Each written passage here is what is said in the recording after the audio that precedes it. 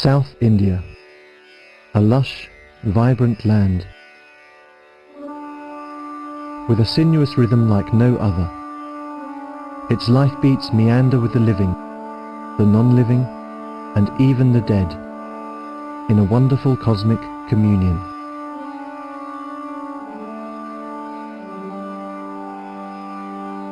Think South India. Think temples, built in stone. The silent sentinels bear a stoic testimony to the past, telling their own stories, if you care to listen. The stories are so old, some true, some not so true, that the sands of time have sometimes blunted, sometimes sharpened the truth.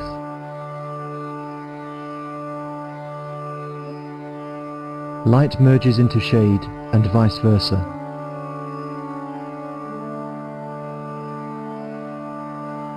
Over time, who cares? Legends are lost in a whirlpool of time, and found again on the banks of memory, generation after generation, embellished, sometimes eroded, by imagination.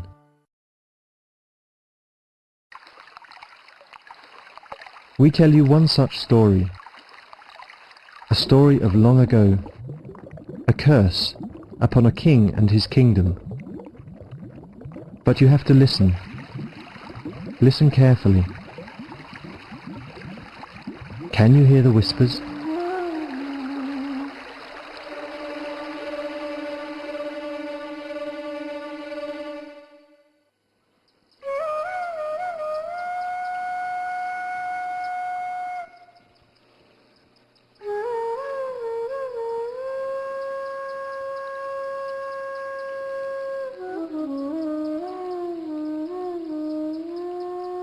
In the beginning of the 17th century AD, the Vijayanagar Empire ruled the majority of southern India. Tirumala II, also called Srirangaraya, viceroy of the Vijayanagar Empire, controlled his territory from Srirangapatnam, an island on the river Kaveri.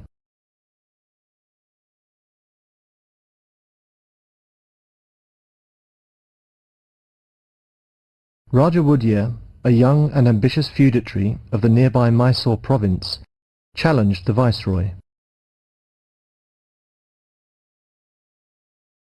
Battles ensued.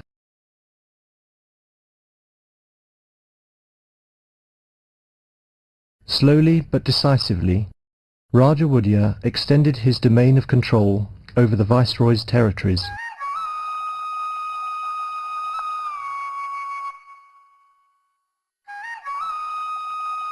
Eventually, in 1610, Tirumala II relinquished the viceroy's throne to Raja Wudiyar and retired to Malingi, a village on the banks of the river Kaveri, across from the ancient city of Talakad.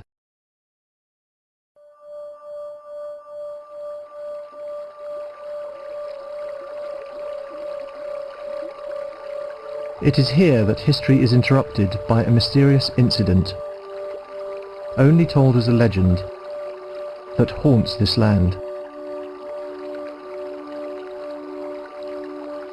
On his retirement to Malingi, Tirumala II was accompanied by his wife Alamelama, who brought with her the jewels that she would lend to adorn the goddess at the temple of Lord Vishnu in Srirangapatnam.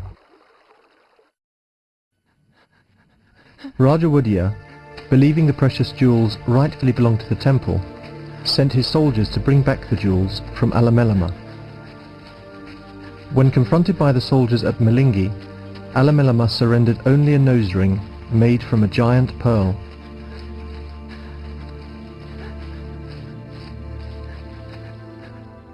Enraged and worn down by decades of defeat upon her family, she uttered words that would seal the fate of a land and its rulers for centuries to come. She cursed Raja Wudiyar of Mysore.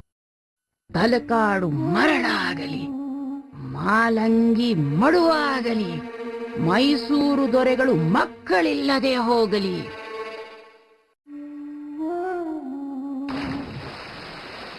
She then plunged into the dark waters of the Kaveri, taking the precious jewels with her, never to be seen again. With her, never to be seen again.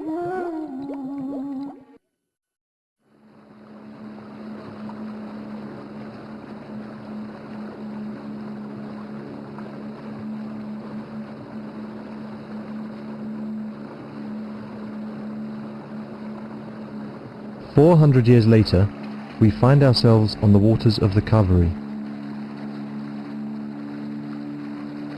The sound of our motorboat unsettling the pervasive calm.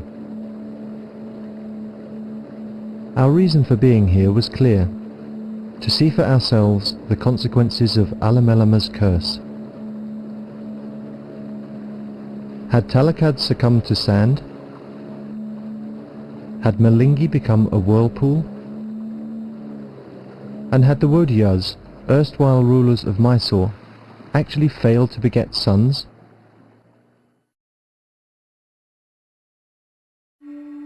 Talakadu ಮರಳಾಗಲಿ.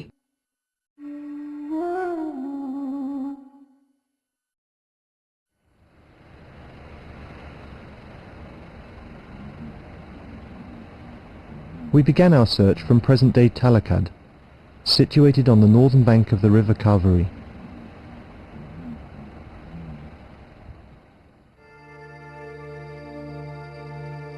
A little further from here lay an area of about 10 square kilometers covered by sand dunes.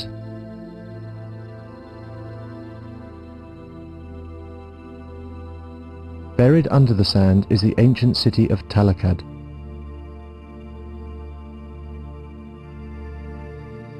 A city that was once upon a time the capital of great empires. The sand at Talakad seemed to appear out of nowhere. We saw temples scattered across the landscape, unearthed from beneath the dunes. Even today, the sand threatens to submerge them, an eerie reminder of what happened to the ancient city centuries ago. We were told that there are many more temples at Talakad, perhaps 30, that lie buried under this sea of sand. Could all this have happened because of Alamelama? Archaeological findings have actually fixed the sand formation to about the same time as the legend, 1600 AD. Professor Krishnamurthy from the University of Mysore, who was part of an excavation project at Talakad, described some of the findings. See, in the course of the excavation at the southwestern corner of Talakad township, we encountered a very huge long wall, remains of a long wall.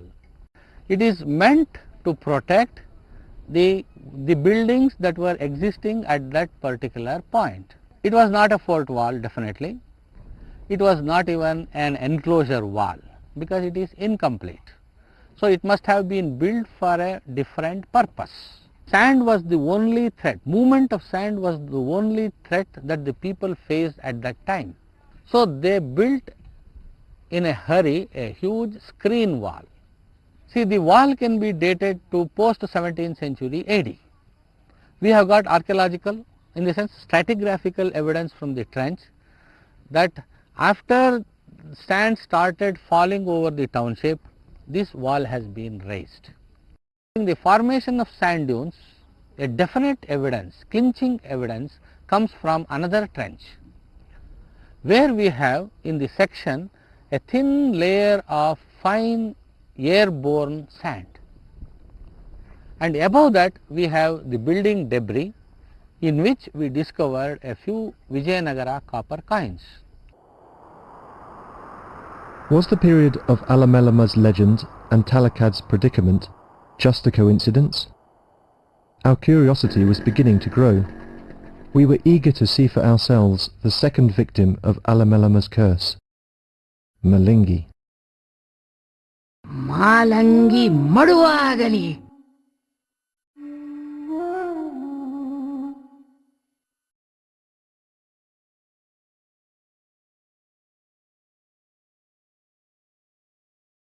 We had to take a circuitous route to Malingi, which lies on the southern bank of the river Kaveri. It is said that Alamelama had drowned herself here, cursing that someday the village would become a swirling whirlpool.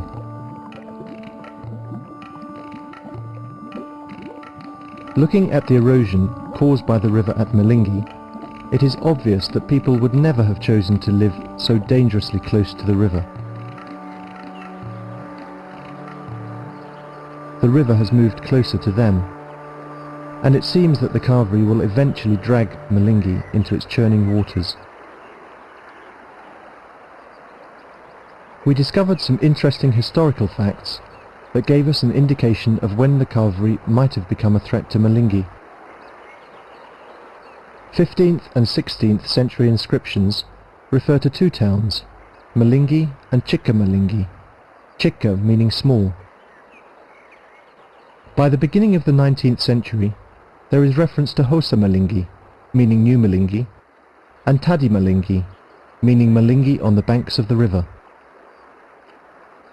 It was perhaps the movement of the river between the 16th and 18th centuries that submerged Chikka Malingi.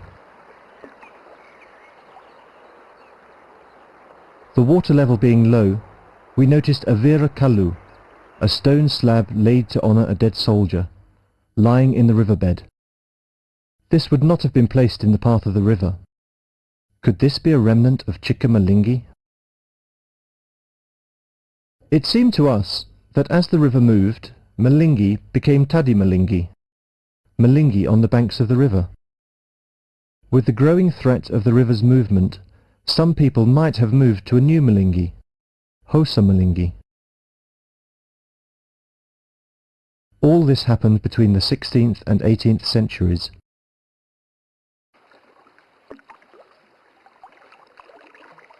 Alamelama has, without a doubt, left us with something to think about. The events at Talakad and Malingi happened uncannily close to the time of her curse.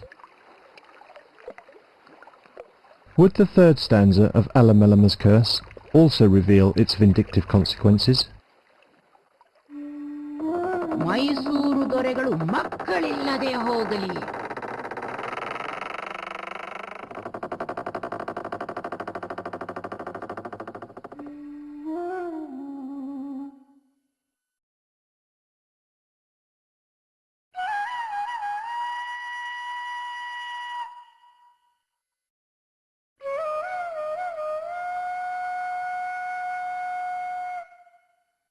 In the pages of Indian history, the Wadiyar dynasty is perhaps the only one that almost continuously remained in power for more than 6 centuries, spanning across medieval and modern times.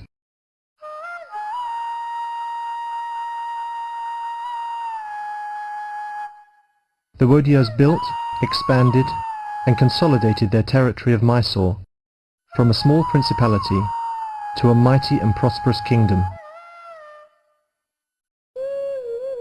Wadiyar rule ended with India's independence from the British in 1947.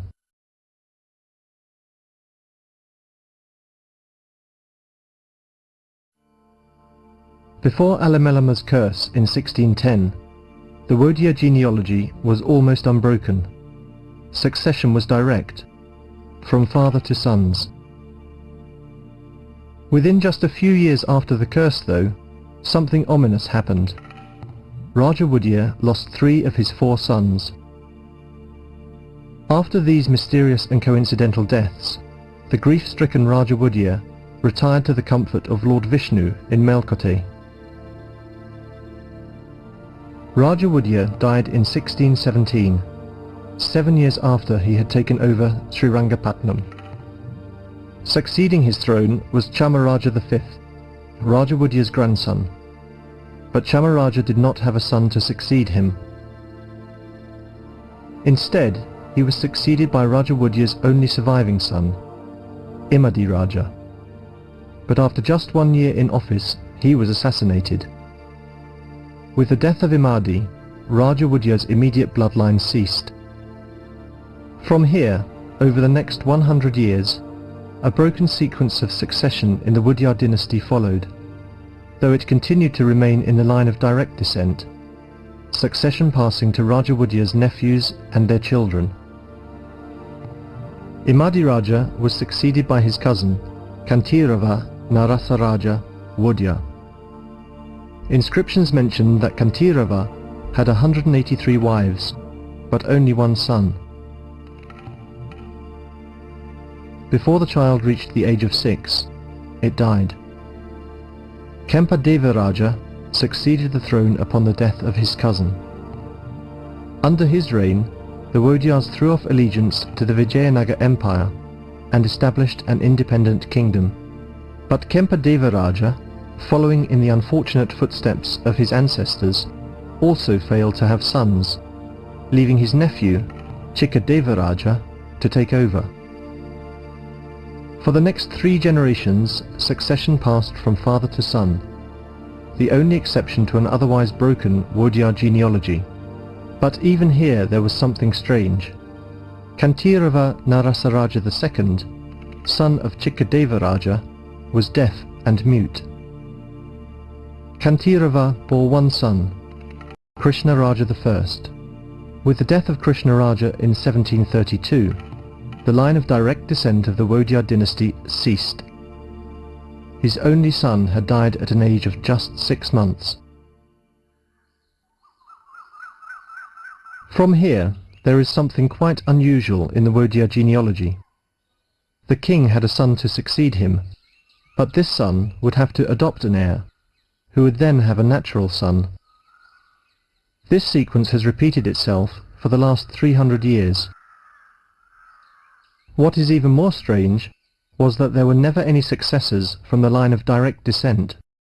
Almost all the adoptions had to be from outside the immediate family.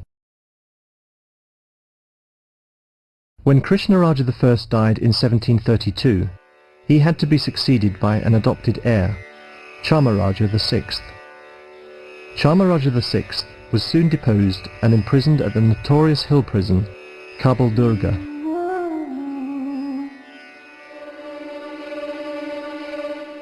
It is said that no person returned to tell the horrors of Kabul Durga. Another adopted heir, Krishna Raja II, replaced Chamaraja. The 2 sons of Krishna Raja II, Nanjaraja and Bettada Chamaraja VII, were both assassinated while in power. With no immediate heirs left, Kasa Chamaraja, an adopted child, was installed on the throne.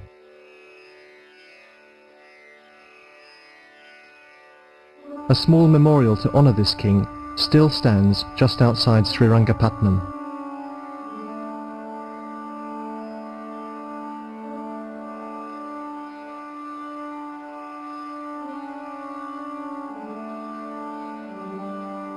Kasa Chamaraja was succeeded by his son, Mumadi Krishnaraja Wodya.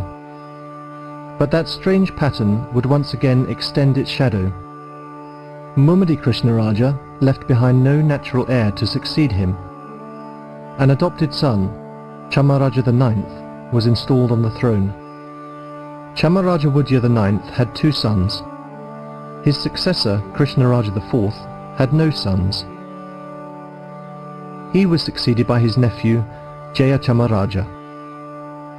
Jaya Chamaraja Wudya had a son, Srikanta Datta Narasimha Raja. And once again, the present Wudya has no natural successor to date. Without a doubt, the Wudya genealogy reveals a mysterious pattern that is beyond rational explanations. Not only did most of the kings fail to beget sons, but even more important was the fact that they reverted to adoptions from outside the immediate family. People believe that it is the lack of continuous succession within the family that is the essence of the 3rd stanza of the curse, and this has come true. As a local resident put it,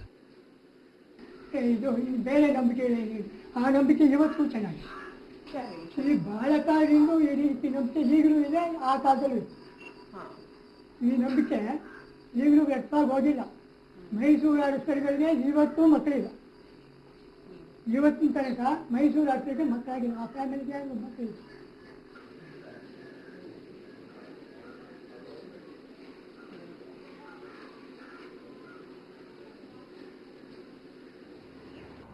At this stage, it was difficult for us to reject the curse as simply another story of coincidences. At the same time, we could not say that the curse was actually the cause of these events, the Wudya's predicament and the phenomena at Talakad and Malingi. Could the curse have been constructed after these events?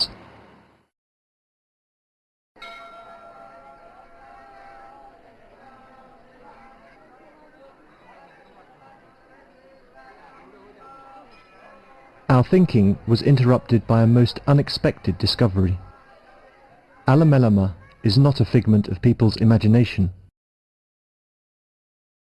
At Srirangapatnam, the city from where her husband once ruled his kingdom, are idols of Alamelama.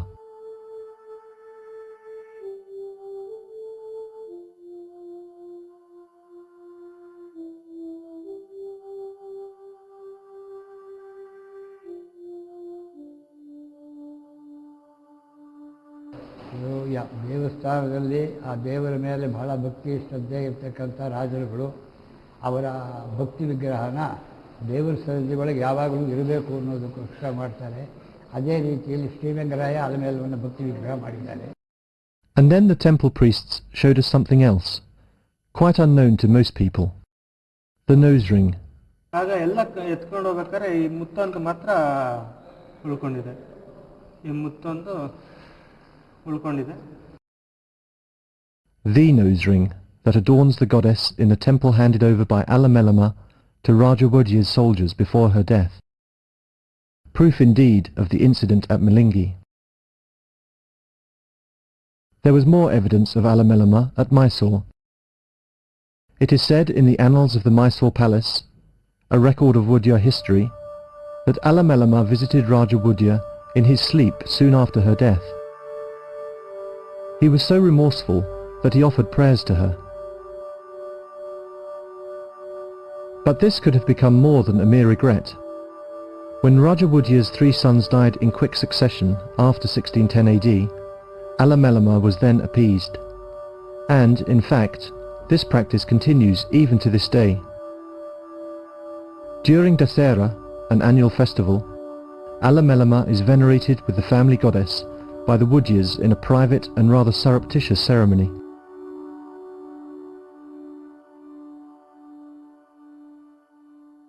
We were convinced that the incident at Malingi may well have happened in 1610 AD.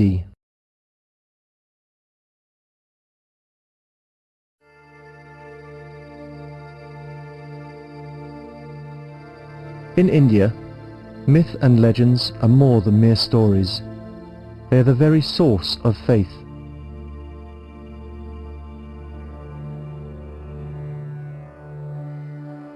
Legends abound in every village, every temple, everywhere.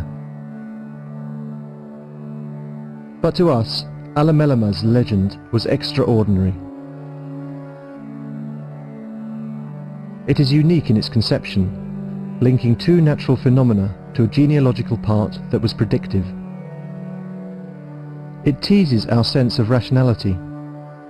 By themselves, scientific explanations for the natural events at Talakad and Malingi are inadequate. The period of these events coincides too closely with the time of the curse. And any scientific explanation must give a logical explanation for the broken Wudya genealogy, simultaneously. All this with evidence that Alamelama might have actually existed, and the event at Malingi between Alamelama and Raja Wudya might actually have taken place. How could we find reason in this maze of history?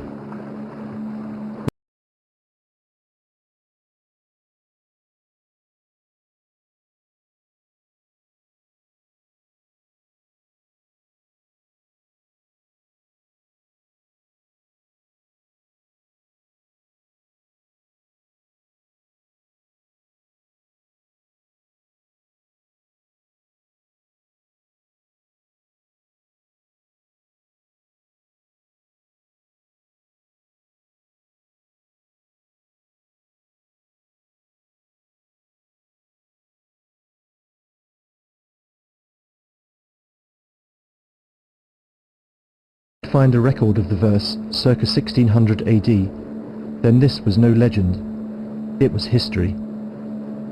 Of course, we did not expect to find an inscription with the verse on it, but even a reference to the legend would be enough.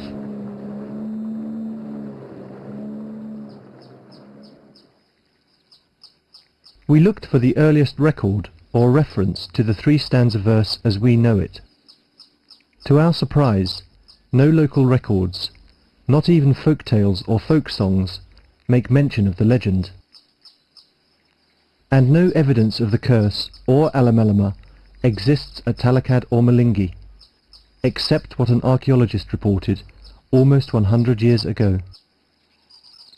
He was told that opposite the Virabhadra temple at Talakad, there is a mantapa, a covered veranda.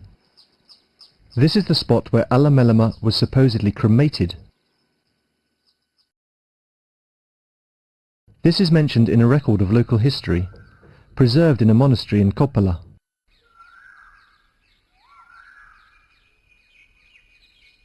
We found only the deserted remains of the monastery.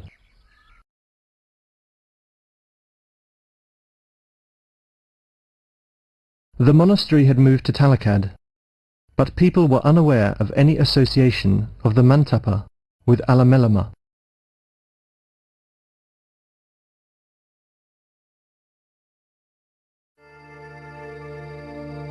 Unable to trace any local reference to the curse, we began looking through British records. A breakthrough came in the shape of a work by Francis Buchanan, a British doctor, who was deputed by the British East India Company in 1800 AD to make a journey through southern India.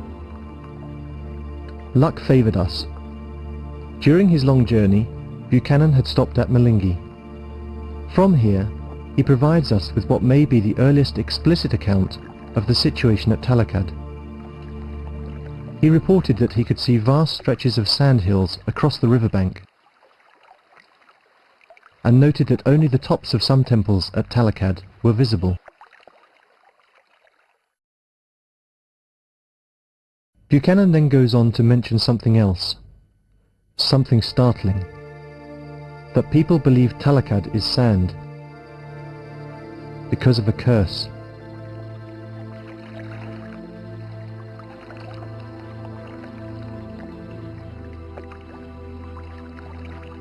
He wrote, "The natives attribute it to the prayers of a woman who drowned while crossing the river, and who, while dying, wished that it might be overwhelmed by sand.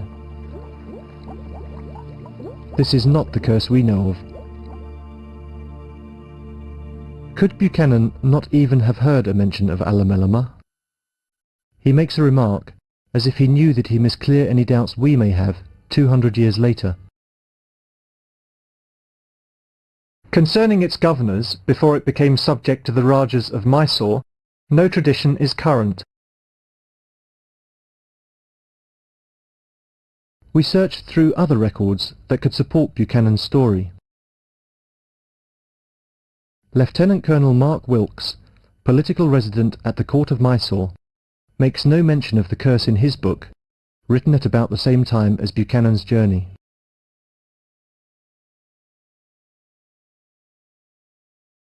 But a government report of 1895 was more definitive.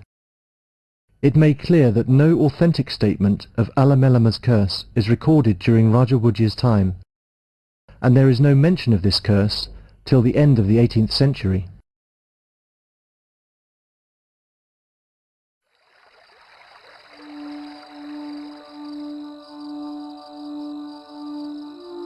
All this pointed out to a simple fact, that up to 1800, Alamelama's three-stanza verse did not exist. The legendary verse had taken root later, after 1800. But when?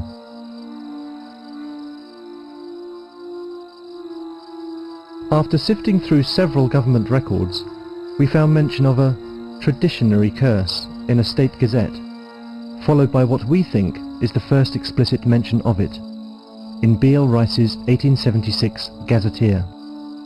He calls it the Curse of Talakad. We highlighted a possible interval when the legend could have taken root. after Buchanan's journey of 1800 and before Rice's gazetteer of 1876. But why this period? Something important must have happened. Talakad was not entirely buried under sand in 1600 AD. Archaeological findings and historical records tell us that the process may have begun in 1600 AD, but continued for more than 250 years. The ancient city might have faced its ultimate end only in the 19th century. To scientists, sand beaches on the inner bank of a meandering river are a common occurrence. At Talakad, the process began with the construction of the Madhav Mantri Dam. The dam, built around 1350 AD, across the river Kaveri, just a few kilometers upstream from Talakad, created lower water stages downstream, exposed river deposits, forced a change in the river's course, and created sand exposure on the Talakad bank of the river. With availability of water for irrigation, large-scale deforestation soon followed to make way for agricultural activities. With the tree cover destroyed, there was no barrier to the raging southwest monsoon winds, which began to carry sand from the riverbank. The only obstacles to these sandy winds were the towering temple structures at Talakad. Obstacles that in fact abetted the accumulation of sand over the city. Another scientific explanation for the phenomenon was given to us by Professor Krishnamurti. Probably it is due to the occurrence of little ice age during the late medieval period. Good amount of water deposits in the form of ice in the polar and its adjacent regions. And this results in dry spell, receding in the water level of the sea, and also less rainfall in the tropical regions. Deposition of sand in the form of dunes is not only found in Talakad but also in its adjacent regions. For example, just 7 kilometers upstream Talakad, on the northern banks of river Kaveri, there is one site called Krishnapura. We excavated that site in 1998, and there also we got a huge stretch of sand rising to a height of 1 meter in the section of the trench. It is quite possible that climate changes in the 17th century triggered off sand dune formation over Talakad and other places on the banks of the river Kaveri. But this was only the beginning of a long process of sand accumulation over Talakad. We discovered some interesting facts to support this.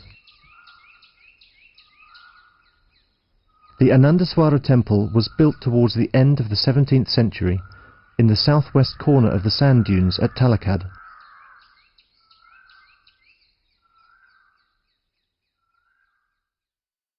An inscription dated 1718 AD mentions that a member of the Woodiya family gifted a chariot to the Kirtinarayana temple.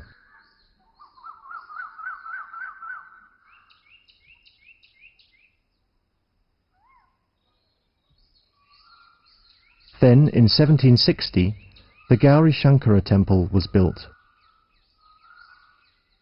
Why did people donate chariots and build temples in a city covered by sand, or facing imminent danger from sand? Obviously, the impact of the sand had not reached alarming proportions. So when did it actually happen? The 1895 government report gave us a possible answer. It was only around 1830 that the sand had advanced to such an extent that the villagers were forced to move further inland. Until then, the sand was confined to the riverbanks. It was only after severe deforestation that the sand advanced rapidly over Talakad.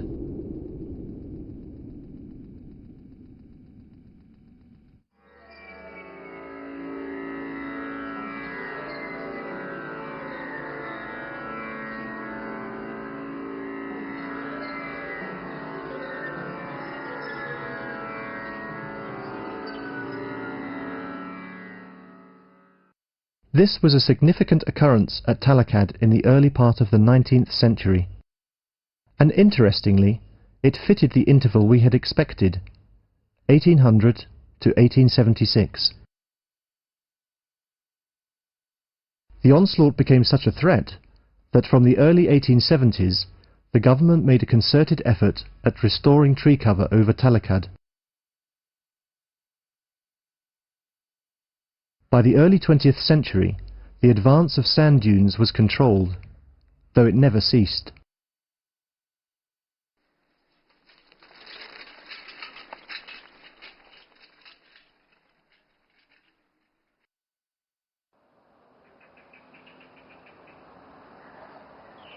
And what about Malingi?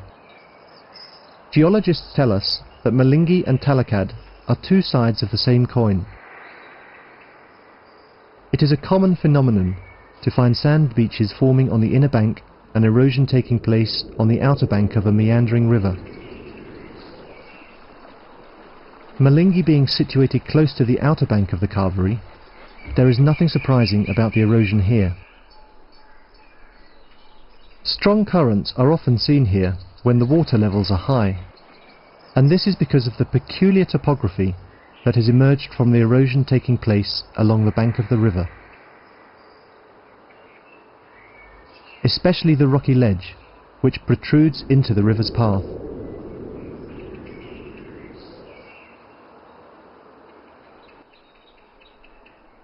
With no further clues at Malingi, we turned to the history of the Wodiyas around the 19th century.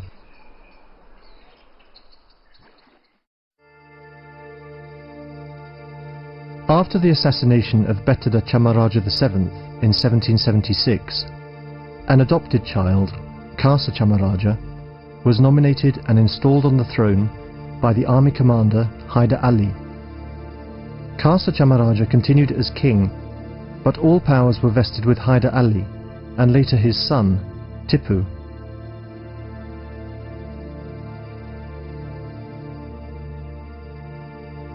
Curse Chamaraja died in 1796, leaving behind his infant son as successor, Mummadi Krishnaraja Wodiya. But the infant was not nominated to the throne by Tipu. The Wodiyas were ousted from power for the first time in their history.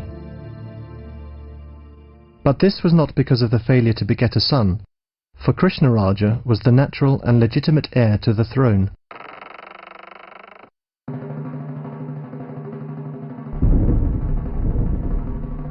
The infant Krishnaraja's mother sought the help of the British East India Company to get back their kingdom. An epic battle, called the Fourth War of Mysore, was fought at Srirangapatnam.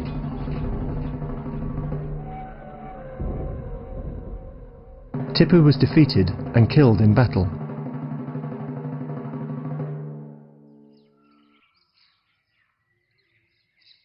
With this, the city of Srirangapatnam saw an end to its long and tumultuous history. The Wodiyas left a city that they had all but already lost.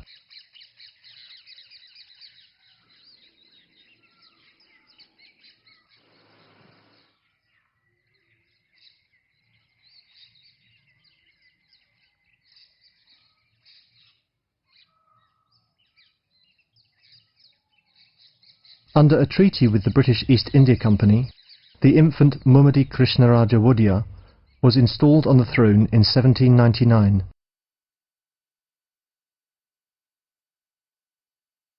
The Ganda Barunda, the two-headed eagle insignia of the Wodiyas, once again prevailed, from the city of Mysore. In the early years of Mummadi Krishnaraja's reign, Mysore drifted into social and political disorder. His administrators enforced brutal taxes on his people, who were reeling under severe drought and famine. Unable to endure their misery any longer, an armed insurgency of the peasantry began in 1831 and spread rapidly throughout the kingdom. The king failed to contain the growing disorder. Their interests at stake, the East India Company intervened and subdued the uprising. Mysore receded into further gloom in 1848. Lord Dalhousie, the then Governor-General of the East India Company, forced into effect the doctrine of lapse, whereby if the ruler of a protected state died without a natural or legally appointed heir, his country would lapse to the company. The kingdoms of Oudh, Jhansi, Nagpur and Satara had fallen victim to the doctrine of lapse. Mysore's fate remained uncertain. In 1856, Lord Dalhousie declared, "The Raja of Mysore is now 62 years of age. He has no legitimate son or grandson, nor any lawful male heir whatever. He has adopted no child. The territory of Mysore will then have lapsed to the British government."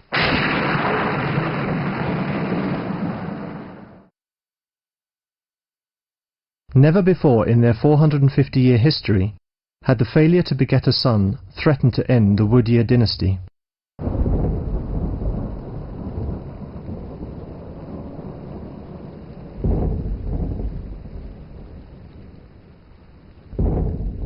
We came across two events of significant importance in the 19th century history of Mysore: the 1831 peasant revolt and the doctrine of lapse, both within our time interval, 1800 to 1876. From our findings, we looked for an explanation to the mystery of the Curse of Talakad.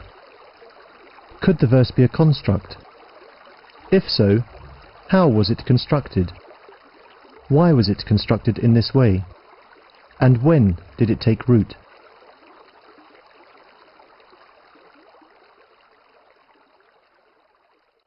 The verse could have been constructed from two independent legends: the Wodeyar's fear of Alamelama after the incident at Malingi in 1610 AD, and the legend that Buchanan records during his journey in 1800. A woman drowned while crossing the river from Malingi cursed that Talakad be overwhelmed by sand. When the renewed onslaught of sand occurred in the 19th century, a new dimension might have been given to the old legend, with the replacement of the woman by Alamelama. Malingi then provided the common point between the first and third stanzas of the curse, Talakad and the Wodeyars. And when could it have taken root?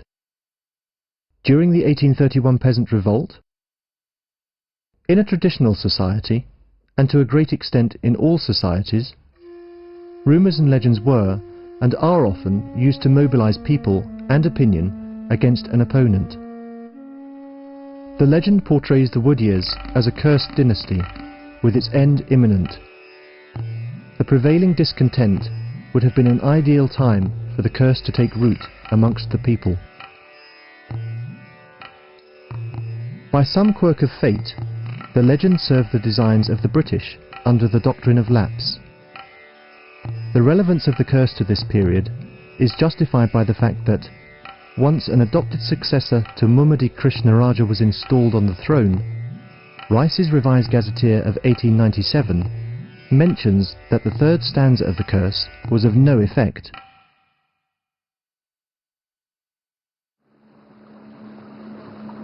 But why this construct?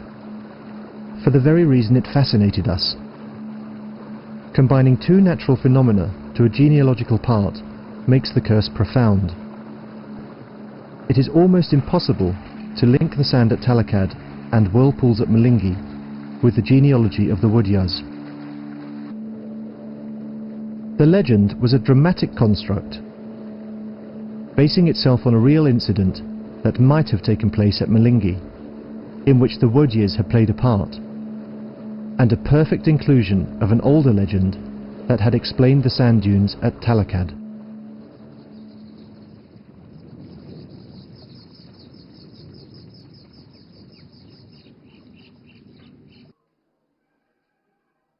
We had found reason. Almost. If the incident at Malingi had indeed happened, Then what about the genealogy of the Wudiyar rulers? Had Alamelama cursed Raja Wudiyar that his dynasty would fail to beget sons? Did his sons die because of her curse? Did the line of direct descent in the Wudiyar dynasty end because of Alamelama? And why that strange pattern in Wudiyar adoptions? Are all these events just a mere coincidence? As long as the strange pattern in the Wudiyar genealogy continues, we can only remain skeptical of any rational explanations.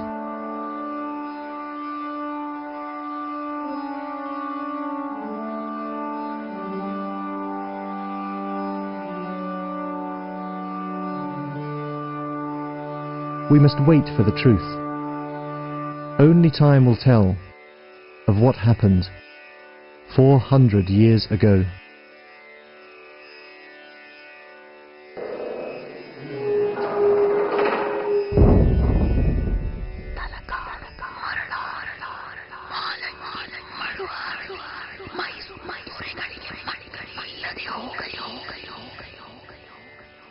Can you hear the whispers?